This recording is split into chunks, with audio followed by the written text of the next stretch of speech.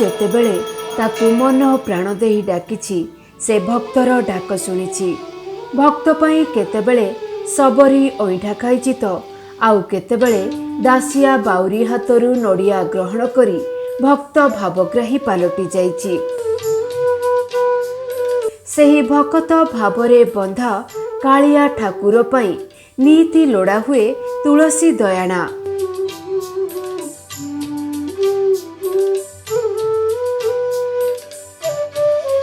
ସେଇଥିପାଇଁ ପ୍ରତ୍ୟେକ ଦିନ ସକାଳୁ ସକାଳୁ ଭକ୍ତ ଶିରୋମଣି ଦାସିଆ ବାଉରି ପୀଠରୁ ତୁଳସୀ ଯାଇଥାଏ ମହାପ୍ରଭୁଙ୍କ ପାଖକୁ।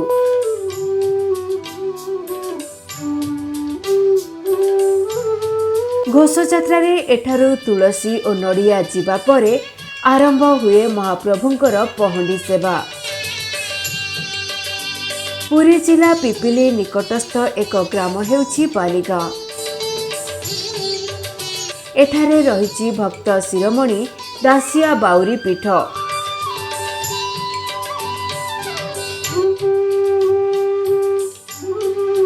ପ୍ରଭୁ ଶ୍ରୀ ଜଗନ୍ନାଥଙ୍କ ମନ୍ଦିର ସହିତ ଏଠାରେ ରହିଛି ଏକ ସୁନ୍ଦର ତୁଳସୀ ଉଦ୍ୟାନ ଏବଂ ପଦ୍ମ ପୋଖରୀ।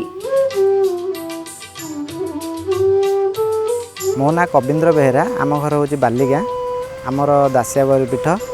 ଆଉ ମୁଁ ତୁଳସୀ ବଗିଚାରେ କାମ କରେ। ଏ ଜାଗାଟା ହେଉଛି ଆମର ଦାସିଆ ବାଉରି ମଠର। ଆଉ ସେମାନେ ଦେଇଛନ୍ତି। ଆଉ ଆମର ଘନଶ୍ୟାମ ସ୍ୱାଇଁ ଅଛନ୍ତି ଆମର ସେକ୍ରେଟାରୀ ଦାସିଆ ବାଉରି ପୀଠର ପରିଚାଳନା କମିଟିର ମେମ୍ବର ଅଛନ୍ତି। ଆଉ ଆମର ଏ ଯେଉଁ ତୁଳସୀ ବଗିଚା ପାଇଁ କ'ଣ ମାନେ ଜଗନ୍ନାଥ ଆଶ୍ରିତ ମଣ୍ଡଳୀ ସେମାନେ ଭୁବନେଶ୍ୱରର ସେମାନେ କିଛି ଆକୁ ଟେକଅପ୍ କରିଛନ୍ତି। ତାକୁ ନେଇକରି ସେମାନେ ଏଠେଇକି ପାରିଶ୍ରମିକ ଏଠି ବହୁତ ଖାଲ ଥିଲା ତାକୁ ପୋତାପୋତି କରି ତୁଳସୀ ଗଛ ଲଗାଇବା ପାଇଁ ଦୈନିକ ତୁଳସୀ ସେବା ପାଇଁ ସେମାନଙ୍କର କିଛି ଥିଲା। ସେମାନେ ମାନେ ଚିନ୍ତା କରିଛନ୍ତି ସେମାନେ ଦୈନିକ ତୁଳସୀ ଦାସିଆ ବାଉରି ପୀଠରୁ ବର୍ତ୍ତମାନ ଜଗନ୍ନାଥଙ୍କ ଠିକି ଯିବା ପାଇଁ। ତେଣୁକରି ସେ ମୋତେ ରଖିଛନ୍ତି ଏଠି ପାଣି ଦେବି, ତୁଳସୀ ତୋଳିବି, ଘାସ ବାଛିବି, ଏ ହେଲା ମୋର କାମ। ଆଉ ଜଣେ ଅଛନ୍ତି ସନ୍ଥ ଶ୍ରୀ ରାମଶରଣ ଦାସଜୀ ମହାରାଜ। ପ୍ରତି ଦୈନିକ ସେ ଆସନ୍ତି ବହୁ ଆଡ଼ୁ ମାନେ ତୁଳସୀ ସଂଗ୍ରହ କରି ଗାଢ଼କଣ ମହାବୀର ମନ୍ଦିରଠୁ ଧରି ଭୁବନେଶ୍ୱର ବହୁତ ଆଡ଼ୁ ତୁଳସୀ ଆଣିକିରି ଆସନ୍ତି।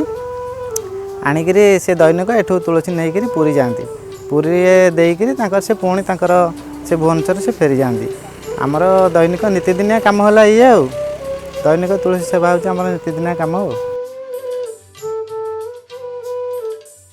ଶ୍ରୀ ଜଗନ୍ନାଥ ଆଶ୍ରିତ ମଣ୍ଡଳୀ ଦ୍ୱାରା ନିର୍ମାଣ କରାଯାଇଥିବା ଏହି ତୁଳସୀ ଉଦ୍ୟାନର ନାମ ହେଉଛି ବ୍ରହ୍ମଚାରୀ ଶ୍ରୀ ଚୈତନ୍ୟ ତୁଳସୀ ଉଦ୍ୟାନ।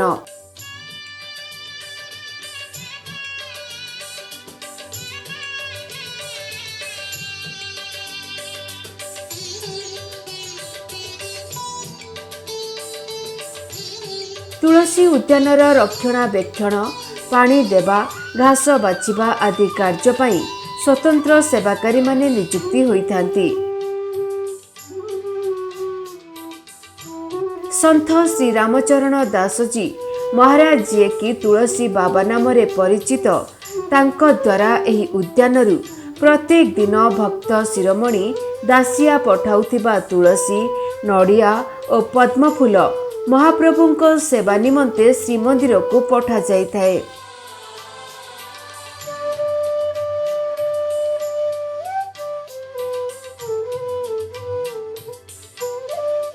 ବୈଷ୍ଣବ ଧର୍ମରେ ତୁଳସୀ ମାହାତ୍ମ୍ୟକୁ ନେଇ ରହିଛି ଅନେକ ପୌରାଣିକ କଥା। ଖାସ୍ ସେଥିପାଇଁ କାଳିଆ ସାଆନ୍ତର ପୂଜା ପାଇଁ ଲୋଡ଼ା ହୁଏ ତୁଳସୀ ଓ ଦୟଣା। ଆଉ ଭକ୍ତ ଯେବେ ନିଜ ହାତରେ ଏହା ଅର୍ପଣ କରିଥାଏ ମହାପ୍ରଭୁଙ୍କୁ, ଯୁଗେ ଯୁଗେ ଭକ୍ତର ଭାବରେ ବାନ୍ଧି ହେଇଯାଆନ୍ତି କାଳିଆ ସାଆନ୍ତ।